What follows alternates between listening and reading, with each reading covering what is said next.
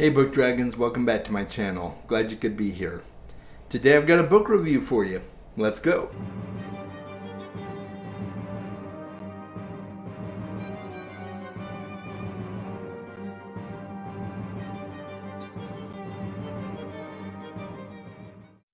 Thank you to my patrons. I really appreciate all you do to support the channel.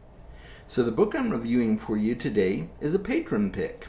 On my Patreon, one of the tiers allows people who subscribe to it to pick a book for me to read every quarter. So your name gets put on a wheel, we spin to see who wins, and whoever wins gets to pick a book for me to read that quarter. So Baron is currently the only one subscribed to that tier, and he got to pick a book for me for this quarter, and that book was Boy's Life by Robert McCammon. And I really enjoyed this book, guys. The story is just really engaging and thought-provoking, and I can't wait to tell you all about it. So make sure that you are liking my videos and you are subscribed to my channel if you're enjoying my content. I'd really hate for you to miss out on what I've got coming out in the future, so make sure you take care of that. And now let's get into the review. So Boy's Life is a slice of life mystery thriller with hints of magical realism thrown in. It is set in 1960s Alabama. So if any of you are familiar with that time period in the Deep South, racial tensions are high. The Klan is actively involved in terrorizing people of color, specifically black people. And so that's a trigger warning right off the bat. I just want to make you aware of. There is a lot of language and themes that involve racism and racial inequality, Klan involvement, that sort of thing. So if that kind of thing bothers you, I just want to state that right off the bat. It's not the main focus of the story, but it is part of it, so just be aware of that. So we follow a boy named Corey, 12 years old. His dad is the milkman. He delivers milk door to door, and Corey sometimes rides along with him. He's growing up in this small town where everybody knows everybody. It's very much a small town feel. One day, Corey is out riding with his dad, delivering the milk, when they get cut off by a car that is running at breakneck speed directly for the river. The car crashes into the river, begins to sink, and his dad stops the milk truck and goes and tries to help whoever's in the car and hopefully rescue somebody. And that's where the story really kicks off, because this person has obviously been murdered, and murder is a pretty rare thing in this small town, aside from a couple of freak occurrences. And so this event in particular not only jars Corey and his dad, but it really jars this small town. Nobody can track down where this person that was in the car came from. There haven't been missing person reports or anything like that. And Corey happens to see some mysterious person standing off on the outskirts of the dusty road, almost as a spectator watching this whole thing happen. And then a few minutes later, they're gone. But Corey could have sworn he saw this person. So because Corey's dad was not really able to do anything for this person, and he's constantly looking for ways to try and figure out who the murderer is and who this person was, his dad is continually spiraling throughout the book into bouts of depression and PTSD and starting to kind of waste away, right? And Corey is determined to figure out what actually happened for himself. You know, he's kind of become this junior detective over the course of the book, and he's always like peeking and prying into other people's business, you know, trying to figure out, oh well, maybe it's this person over here. and oh, maybe this is a clue. Wow, wait, what if that is a clue? So, and Corey is with hanging out with his friends, and they talk about some of these things, and so you get this intermixing of mystery elements and junior detective work, along with just elements of life in general, life in a small town, just going about their everyday business and interactions with different folk in the community. And it gave me a lot of nostalgic feels because I grew up in a small town.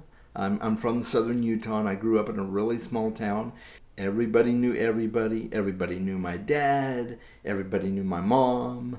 My dad was a farmer, so everybody knew who he was. So it gives those same type of vibes in this book, and I was just eating it up. Slowly over the course of the book, Corey does start to piece together things that are helping him get an idea of how to solve this mystery. His friends help him. He also receives some assistance from a woman known as the Lady. She is a black woman in her late 90s, I believe, when the story first starts. And she is a voodoo spiritualist. And so she tries to give him clues and things. She has a very powerful inner sight that she can kind of piece things together through dreams she has, and that's kind of where the magical realism comes in. It's very much a special sight type of magic, so it's not necessarily a magic per se, but it definitely gives you that otherworldly feel. There are elements in the story that harken back a little bit to the Cthulhu mythos. There's this sea creature underneath the bridge that they refer to as Old Moses, and the lady goes every year and makes a sacrifice to him to keep the peace in the town. A good chunk of the book takes place in the summertime. Corey and his friends are on summer break, and they have this ritual that they do to celebrate summer break, and it's just a lot of fun seeing all the different things that fit together to make this story the way it is. One of the strange things that begins to happen is the weather really goes all screwy. Like lots of heavy raining and flooding, which definitely isn't normal. And that's one of the big things that really starts to clue some of the townspeople in who believe the stories of old Moses, who don't think the lady is crazy, that they have not done what they need to do to appease old Moses, because now all these storms are happening and people are getting flooded out. And Corey and his mother tried to talk his dad into going to see the lady for her help, because he's been having dreams too, and they think that she can help him, but being raised that is evil and a form of witchcraft what she does, he holds off ever going to visit her for the longest time. And it's just a whole process of this town trying to figure out how to get back to normal with so many things changing. There is a local mob and a mob boss in the town that are heavily involved in a lot of crime that is going on. There's a lot of turning the other cheek and just kind of ignoring some of the crimes and things that are going on as well. And so there's all these different parties involved in hush-hush activity, and that just adds to the flavor of this story. Robert McCammon did such an amazing job building out his world in just this little small town, and you build the suspense and you build the anxiety and the tension, and it's just really, really well done. I thoroughly enjoyed the story. Like I said, it did give me a lot of nostalgic feels. There's one scene in particular where they're in a barber shop, and there's some guys off to the side in the barber shop playing a board game, and the barber's cutting hair and talking and telling stories at the same time, and he's asking Corey if he wants to get up in the special seat for haircuts, and he's like, "No, sir, I'm a grown-up now, and I'm gonna sit in the regular chair." It's just really, really cool, because I remember doing stuff like that when I was a kid. I I had this barber that we always went to that cut my hair and my dad's hair, and so it was just really cool to see some of that stuff put in there. And I think that's what made the story even more endearing for me. There's always quirky characters in these small towns. You know, there's a guy who is in his 40s and he walks around all over town naked. I mean, completely naked.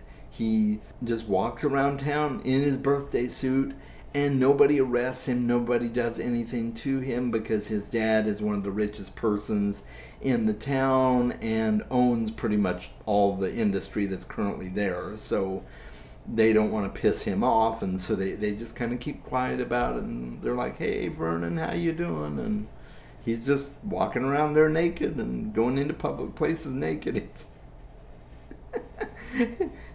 It's entertaining, to say the least. It was just really a lot of fun.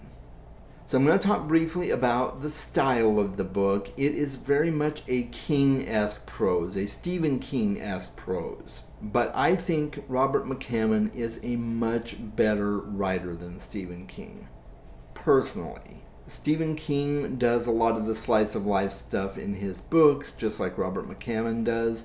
But Robert McCammon's prose just flows so much better. And it's not endlessly drawn out and full of needless information, which King is famous for at times. Robert McCammon doesn't do a lot of that, so I really like that part of it as well. I think if this is the same style that Robert McCammon always uses in his books, I think I would have an easier time reading Robert McCammon's other books, just in general. I think I would enjoy his writing style better, just based on this one book. If it's the same, I would probably like it just as well. So my overall thoughts on the book are that it's a great story. It really is.